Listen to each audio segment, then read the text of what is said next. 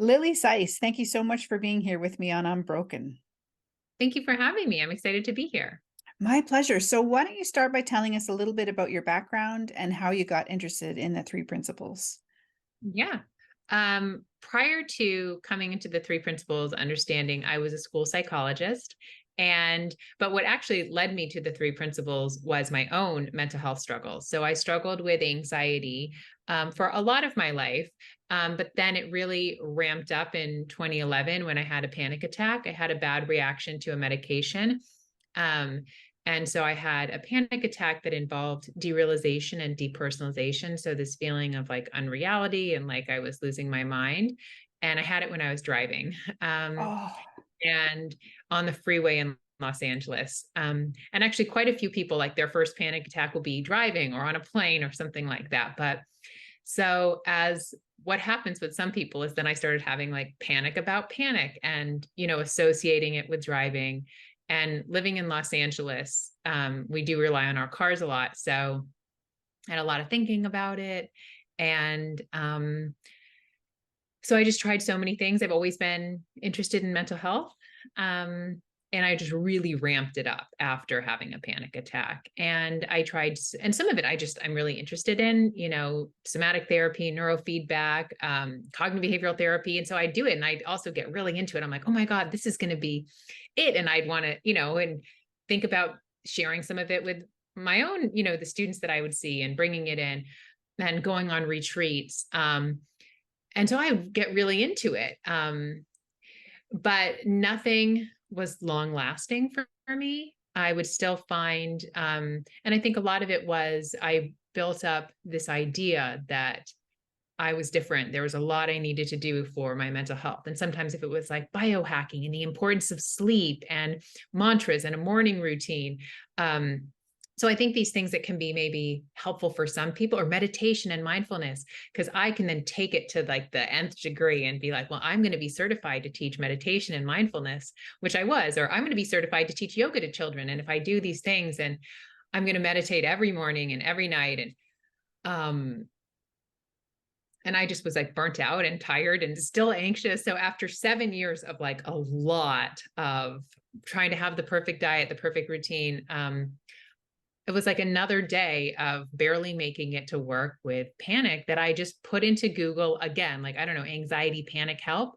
hmm. And up pops Sari Taylor, who's now a friend and colleague, but she had like either a 5 or 7 day anxiety course. And she just sent you this little video.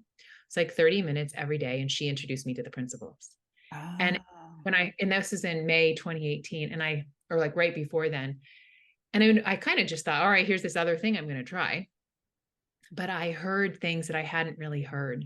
And Mm-hmm. one of them was there was less for me to do. Mm-hmm. And I started to see that my wisdom got me through every panic attack. And it was also very welcome, like doing less. So I kind of was curious, like, wait, there's less for me to do. Um, and and then it just changed my life. So that's how I came into the three principles understanding, and I saw the benefits that it had for me, and I got excited to share it as a school psychologist. And I started doing the Spark curriculum because it's an evidence-based curriculum, and as a school psychologist, they're like highlight evidence-based, and luckily there was a three principles evidence-based curriculum. But even just I had read Jack Pransky's book, Somebody Should Have Told Us, and so I started incorporating some of that to the talk with the seniors.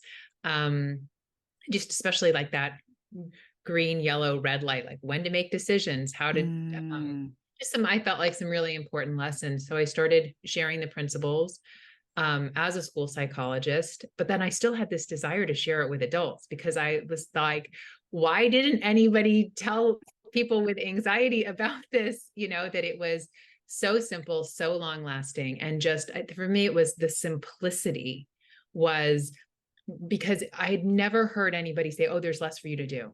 But I think Mm. with some people, with a tendency toward anxiety or a tendency towards OCD, like they can have these obsessions and like doing, it was so different. Like, you don't have to try, you don't have to do. I was like, and I think it was once I stopped doing, my nervous system just settled on its own. Like my brain rewired itself. Like, and I not knocking Joe Dispenza, but there was a time when I'm like, I can rewire my brain. And I would like get up and listen to his hour-long recordings and like, oh no, wait, our brain can have new neural pathways, no hard work on our part. So it was the principles, all these things that were like, oh, this is so cool. But I thought, now I have to work hard at it.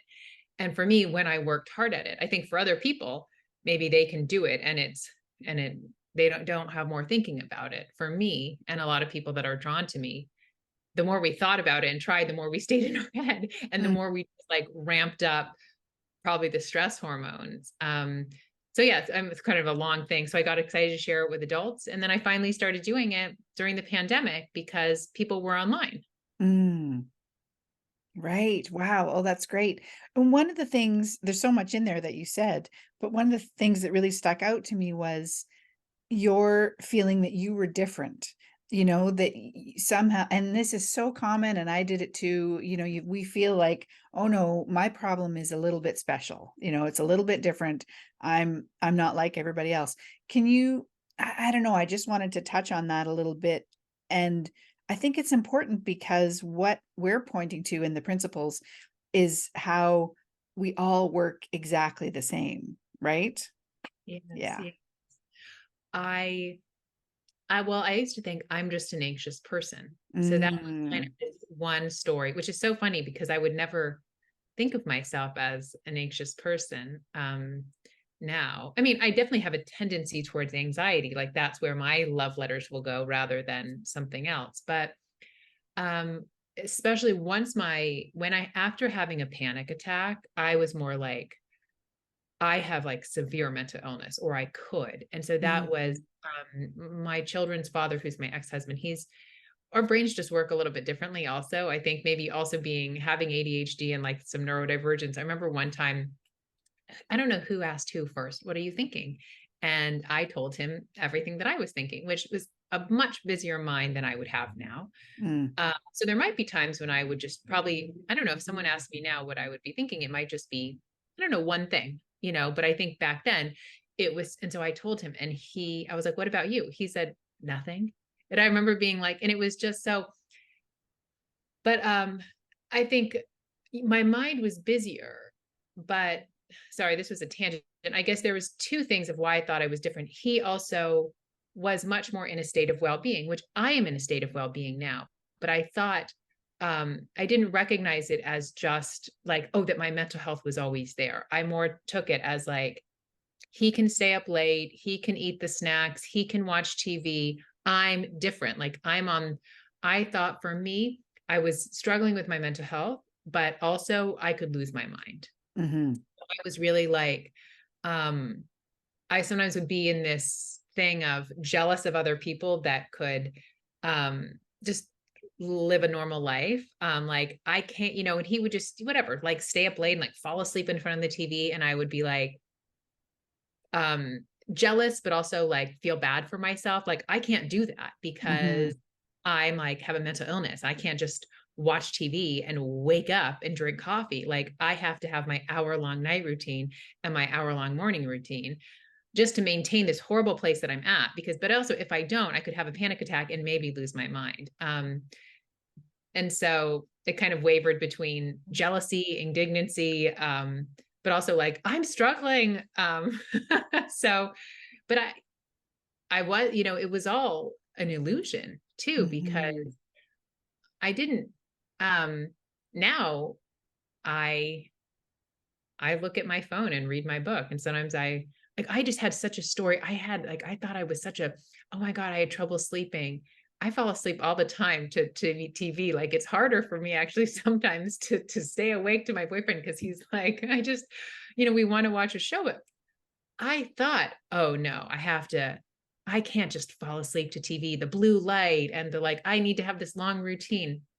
No, that was just this where I was at in this story too. And I can now, my cousin and his wife, who I'm very close with, they just had a baby. And so Mm. I went home with them from the hospital and so was really up with them the first 2 nights that we were home. So I never slept. I had a client right the next day because I changed everybody, or I put everybody off besides my morning clients because I kind of thought I'd be home. And so it's like now where I'm at, it's not only that I'm different, I know that my spirit's not even touched if I don't sleep. Mm, Obviously, I prefer to sleep, but it was like my understanding is so different. But I would have thought before, I'm somebody who needs 8 hours of sleep. And I'm mhm, sure that I'm still someone who feels good to get sleep. But I didn't sleep much for 2 days. And I had clients and I mm, know, oh, I just show up. And I never would have thought that would have been, and I drove, even because I would have thought I have to do all these things. And mhm, and I so see now, I never, if I wouldn't sleep, I would have been like, oh, I'm not fit to be around anybody. Just locked me in my room because I could just, I don't know, I would have canceled the day. And I was with a baby and I saw clients and their midwife came over and I needed to do something. She's like, just drive my car. Before I would have been like, I can't drive a car on no sleep in someone's car. And so all of those were just false stories. right, right, yeah, and the I really can hear, when it comes to anxiety, all the management of it, it really adds to the problem. I talk about like a snowball rolling downhill. You've got the original thing, and then if you roll it downhill and do all this management, it just adds and adds and adds to the problem. And I loved what you said about how simple the principles are and how it takes that sort of thing away and just makes everything yeah, easier in a way. Yeah. Yeah. Beautiful. That's really great. Um, so you've mentioned bringing this into the with the kids at your schools and stuff. And I'm just always curious, where do you begin with them? If someone's in your office and are having anxiety or whatever, where would you start? Hmm. Well, and I don't work with kids as much for the past 3 years, but Mm, I can talk about where I'd start with kids or where I'd start with adults. Well, with kids, if a kid came in and they were talking to me about being anxious, um, where would I start? Um, it's hard for me to say it because I guess I don't know if I have a set thing, yeah. because I think I just listen and I see, um, I think even before I came into the principles, I um I listen and I think sometimes if it works, share a story about myself. Or, oh, isn't Mm, it interesting? I remember when I did this, and so I think um and with kids, it depends on their age, but a lot of it I would find with drawing, with playing, uh, mm, um, and that's where we have a conversation. So, or like with books. So, and some kids, they come in and they just want to talk, I think, but that's probably like 10% of kids. Um, so when I worked with kids, and I did as a school psychologist for 13 years, but before that, I was like a nanny and then a preschool teacher and ran an after school program. So, um, with kids, are just kind of having a chat. But even with high schoolers, we'd play Uno or we'd play basketball or we just like play a game and then they would talk. So I never would put mm, pressure on. And with kids, with younger kids, it would often come out with the play. Um, mm, and whether they were drawing and then they would draw something about it or they would have me draw something. Um, and I know I'm trying to say, how do I talk about the principles? I guess it's hard for me to say where I start, I guess, just because it's kind of in the moment. But even right. like, for example, I talked with my son and my daughter are into embroidery. And and so they're embroidering their backpacks. And so Wow. uh, my son, they both had their first day of school yesterday and they both are social and did stuff with friends. And my son, but they had a plan to embroider. But my son went to his friend's house for dinner. And so he didn't come back until later. But he's like, oh, can I still hang out with his sister? And I said, yeah, for a little bit. And I actually let it go even 20 more minutes, but he wasn't finished. He's embroidering a football on his backpack. And so my daughter told him, I don't think we're going to get the embroidery done in half an hour. But so I'd come in and I'm like, okay, even 15 more minutes. So then I was like, now it's like, it was like 9:20, which is pretty late for a 9-year-old because we still do the night routine, who's very disappointed. Um, and so he said, I can't go to school with an unfinished backpack. Mom, you would hate to go to school with something unfinished. And so I have a tattoo, and it's my maiden name and the name of my mom's last name with my two older sisters' last name. But it was a complicated thing of getting it, and they actually misspelled one of the names. So they left out, and it was supposed to have two R's. So I said, hey, remember when I got this tattoo and I had to wait 3 days? So I said, I had a name spelled wrong on me. And I said, I remember, because I was looking and it was right around July 4th. And so it was like, no, I couldn't fix it. And I Mm, said to him, I remember thinking, I can't go out of the house with with a misspelled name. And then I realized I had the power to focus on it, mm, or it felt like, or I could just let it go and mhm, know. And so it was kind of felt like, oh, the choice was up to me. And I decided, well, I'm just going to let it go. And so that to me is the essence of the principles of, yes, we can't control our thoughts, but actually we can say, we can, and so it was funny. So I just kind of introduced that to him. Um, I don't know if it was, it was funny because then my daughter was like, oh, George, you left these things out of your backpack. So then he's like, oh. And then I said, I'm going to get a new bath mat. He's like, Mom, I tried your thing of not thinking about it. And then Mary said backpack and you said bath mat. And I said, oh, yeah, I said, I know. And I said, I didn't really mean, oh, I'm not going to think about it. But to me, I said, I think um, what we can see, oh, I can focus on it. Or I can let that thought come and go. And I said, you might be surprised that sometimes it might seem a big deal and you get involved with your friend. And and so even that, we're not talking about anxiety, but the principles are always at play. Um, mhm, where to me it's just, oh, it comes into our mind and then it flows, and we can make it as big as we want. But mhm. Oh, that's such a great example with your son's backpack. That's amazing. Yeah, I love that. That's so great.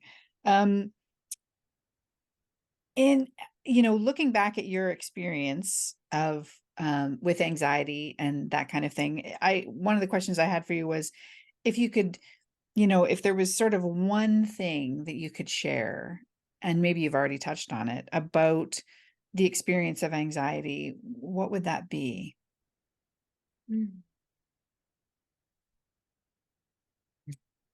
I don't know if this is the right thing, but it came to me, and it keeps coming. So, you know, um, whoever's listening, if you have anxiety, you're very unique. You really are. You're special, and your anxiety's not. Oh, that's great. Yeah, say more about that. I think I think you had touched on that when we think, oh, nobody has anxiety as bad as me. So, and some people might be thinking that. And sometimes I get that comment on social media, well, you must have never had anxiety, or must have not had it so badly. And I think often when we're in our experience, we think, and I'm not denying how painful experiencing anxiety and panic and OCD can be, but we think about ourselves so much, and we think if we hear other people, well, whatever, this easy principles thing, fine, it works for her, but she doesn't know me, and she doesn't know my trauma, and she doesn't know that I've experienced anxiety forever. And also, I have these physical symptoms, or I have OCD, like, and we can really unintentionally argue for our limitations, Right. and or sometimes think, oh, but I did this thing, or I have these thoughts, or somehow mental health's not for me. This easiness, it doesn't apply to me. Mm, Or I think also for me, is really until I met Sari Taylor. I didn't even feel like I'd know, like my psychiatrist or therapist. I was like, they just don't get it. Like mm, um, I really thought something was wrong with me. Um, And so I think kind of on that part too is like really not to believe our thinking when we feel low, because we have that low thinking, whether it's this is who I am, this is how I'm always going to be, or this is even worse than anxiety, this has to be more. But then we take it with us even when we feel better. mm, So it's really to like not to leave those low thoughts down there, so just really the power of, I think, not taking your thinking seriously when you feel low, because I could see that I did that. So even when I felt better, I would bring these stories Mm. um, about myself up. Hmm. Carry them with you. Yeah, yeah, exactly. Yeah, that's such a good point. Um, and one of the other things I wanted to talk to you about, and you mentioned it just there about body symptoms, or earlier you mentioned, and how, and I know for people with anxiety, that can feel like the next level of problem, right? And your blog post talks about kind of hyper fixating on that. So could you tell us a bit about that and what you see? Yes. Well, when we are activate our stress response, so the flight or fight response, which is so great, like I'm so cool that human beings have that. So if God forbid I was in a car crash with my children, hormones would be released, various things would be activated. Like I would be flooded to kind of feel faster and stronger. I would also probably dissociate a little bit. I would be a little bit removed. So I wouldn't be like, oh my God, we just were in a horrible car accident. But so many things could happen. So I probably, that happen when we are in true danger. So, we've heard those stories of moms that can like lift up a car, or even Dr. Pettit had shared a story about a man who was saving all these people. He saw them drowning on the side of the road, and he went in and helped them get out. And then like the fire, or safety people came, or saving people came, and they wrapped him in his blanket, and he was really shivering. And then somebody was talking to him and said, "Oh, you must be really cold." He said, "Oh no, I'm shaking because I don't know how to swim."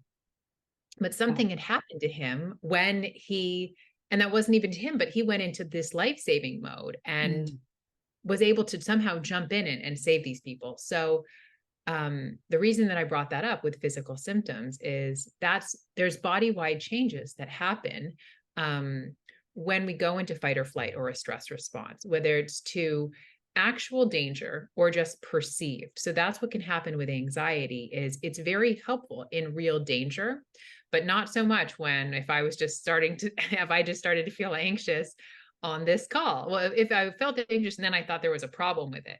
Um, Mm. and also what can happen is we're able to be in fight or flight for up to, you know, I can now up to half an hour every 24 or whatever, 48 hours, like with no ill effects. It's fine. Even if, you're like, oh my God, I overslept and you know, kind of got really fast. But what happens with people when they have kind of a chronic stress or chronic anxiety is we're in that stress response for 3 hours, 6 hours, 8 hours a day, Mm. um, where we just get out of balance. So that's why we can have experience physical symptoms. And I'm obviously not a doctor, so I don't want anyone to chalk up any physical symptoms. So please go to your checkups. I'm not talking about go make sure everything's fine. But what can happen, I know I had headaches I was like an anxious child, and I had headaches since even before I could swallow a Tylenol pill. And I had Mm. stomach and I had ulcers like in high school. So my stomach would ache all the time. And I always had headaches. And then that kind of morphed to when I was like an adult, I would monitor my headaches and keep a headache journal and try to. And Mm. it's so funny. I mean, knock on wood, I never get headaches now. I mean, Mhm. so rarely that one time, like 2 years ago, I had this pain in my head and I went around my day being busy and drinking water. And then it hit me. I'm like, oh, I think I have a headache. Like I literally didn't even realize that that's what it was. Um, but also then we can start to have very other weird physical symptoms. Like I would hold my breath, my breathing would become Mm. dysregulated. Um, and but um I would prolong it because so I had actually read later after I got out of this phase of breathing that sometimes animals hold their breath Mm. to it's like be as still as possible, but actually it can also kind of help us feel a little detached. But so I would hold my breath. Now looking back, I could see if I was going to be like late with my kids. Like, so if I started to think something was serious, it wasn't going the way I wanted, for whatever reason, I would hold my breath a little. Mm. Um, and um but what would happen is, I don't know when I would notice it, that my breathing was off. Mhm. And so this was before I came into the principles. I thought I should do some square breathing, some belly breathing, because I had been trained in so much of the alternate nostril breathing, the square breathing. And I'm in LA, so I would do all of that, but it wouldn't work. And I'm like, well, I should step it up. I'm going to go to a breath work class. I'm going to go to a meditation and a breath work class. But then literally I would be like, I don't know how to breathe, because I would be so in my head when we breathe from the morning when we're at 1 hour, 1 second old. We don't have to think about it. So that's where that hyperfixation can come in, Right. with sometimes blinking, swallowing, like seeing our nose, the tip of our nose, um, and then we can try to, like, how do I think my way out of here, with Right. our intellect, and then um, when it's really actually when we so I can speak for me and what I've seen it happen. So if people are hyper focused on something, they can get into this cycle of really wanting it to go away. So sometimes from the moment they can wake up, they can, is it here? And Mhm. it's feel like it starts instantly. Um, but I think another component is also, um, if we've been in a chronic state of stress for months or years, it can sometimes take a little bit of time for the physical symptoms to go away. Nobody needs to be scared. There's not permanent danger, but like I was anxious for a long time, but very severely anxious for 7 years. Mhm. So, um, so much so one symptom that I lost my period for 3 years. Didn't have anything to do with weight or body fat. I was in such a chronic state of stress that my hormones changed. I was in the postmenopausal range. So I guess, yeah, but my son is 9. Everything's fine. But Yes.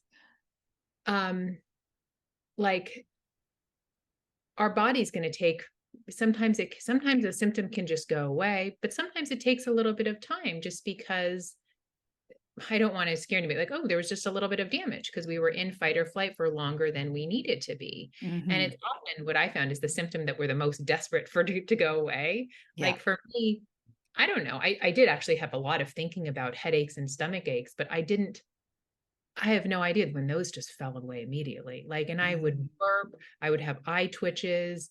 I don't know. I had so many symptoms. I can't really remember them, but so many, and those, most of them just fell away. But my breathing, I would sometimes be like, I would wake up and think, is it gone?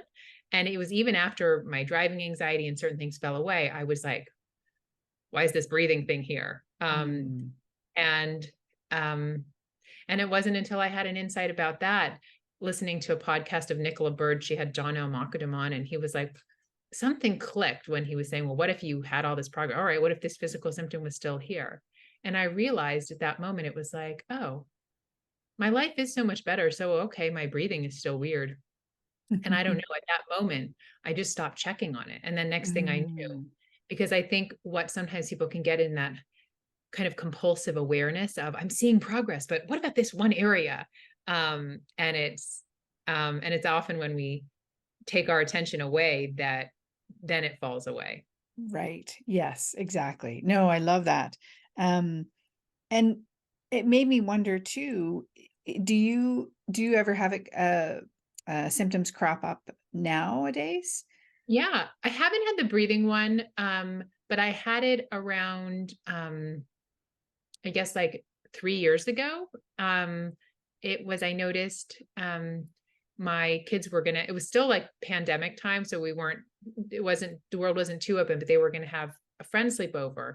And I remember just kind of, my son had a friend over and my daughter had a friend over. And so the kids were running around and I was doing the dishes. And I noticed that I held my breath and I was like, oh, Mm, so I'll see it as a truly beautiful love letter. yeah. And so what it was to me was a tap on the shoulder. Oh, I'm taking this seriously. I think especially because my son at that time was just probably like 5, even though he's 9, so maybe he was 6. Um, and I still, would sometimes think, oh, I want play dates to go well. And when they're 6, you might, oh, I don't want the kids to be upset. And, I have to have the sleepover because I had told the parents, like, go out and enjoy your life. They were going to a party.